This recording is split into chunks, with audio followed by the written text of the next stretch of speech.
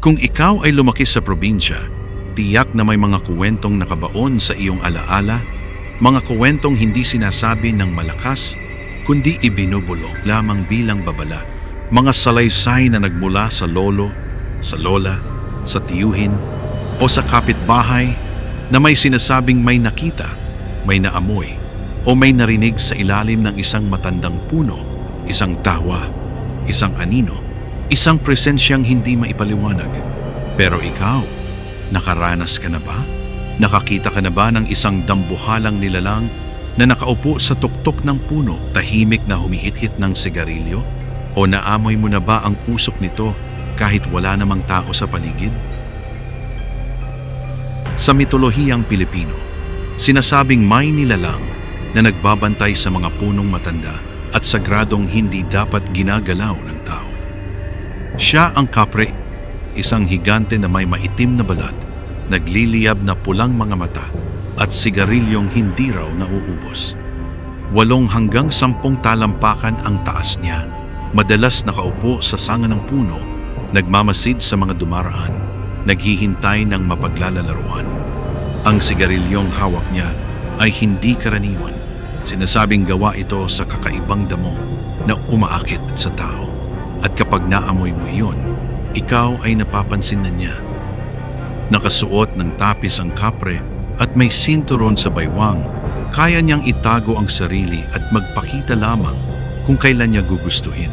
Karaniwan siyang naninirahan sa mga punong balete, acacia, mangga, at iba pang malalaking puno na madalas inuugnay sa pagkawala ng mga tao.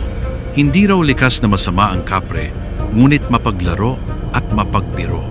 Kapag nainip, nililigaw niya ang tao, pinaikot-ikot hanggang mawalan ng direksyon, kahit pamalinaw ang daan at may iniwang palatandaan.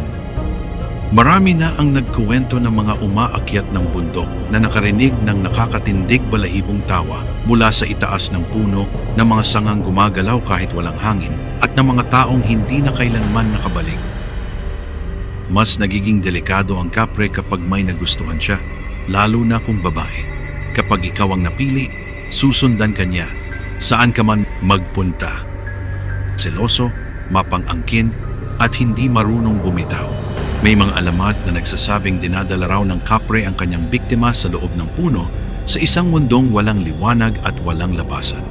Doon, binabalot sila ng dahon at ginagawang sigarilyo. Upang makaiwas, payo ng matatanda ang maghubad at muling magsuot ng damit o ang magbigay galang sa pamamagitan ng pagsambit ng tabi-tabi po.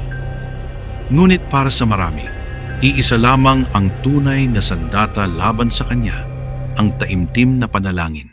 Kaya kung minsan, kapag ikaw ay naglalakad at bigla mong naamoy ang usok ng sigarilyo mula sa isang puno, huwag kang lilingon, huwag kang titigil. Lumayo ka agad at magdasal, sapagkat sa sandaling hanapin mo siya, maaaring ikaw naman ang kanyang matagpuan at kapag nangyari iyon, baka hindi ka na muling makauwi. Maraming salamat sa panonood. Kung nagustuhan niyo po ang video na ito, huwag kalimutang mag-subscribe at i-click ang bell icon para sa mga episode na sadyang kamangha-mangha. Hanggang sa muli, adios.